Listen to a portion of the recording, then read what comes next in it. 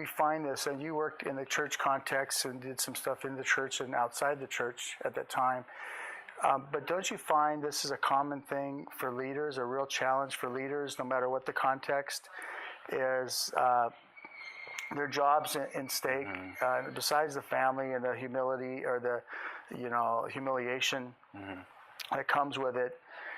You find this is a real problem in leadership in general? I think it's actually common to leadership, and it would have been, I used to say jokingly that they should teach a class on this in school before you get your MBA or whatever, because really it seems like the higher you go up on the ladder, whether you're an entrepreneur or, you're running the C-level suite and the executive of the board or, the senior pastor of a church, it frankly doesn't matter, because the higher you go up that ladder, the more isolating you feel, the less you're willing to risk with others, because you know what information is going to damage you. What information is going to damage your family? Yeah. So would you go to your board of trustees and say, hey guys, I think I meet the criteria here for alcoholism, knowing that you're supposed to give a big presentation in 2 days, and these are all the guys that want that stock to really take off. How willing are you to risk at that, knowing that they literally could have some judgment about that? You don't know if they're going to react compassionately. Are they going to be restorative? Yeah.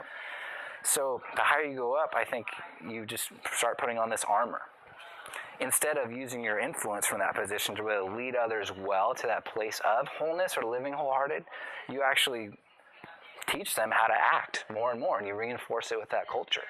And I don't think it's necessarily on purpose, though there are definitely some of those systems, whether it's corporate or even family, that are very toxic like that. Yeah. But I think it's almost really, not knowing what the solution could be. I mean, that's why a lot of groups are really just, all CEOs and only CEOs in that group.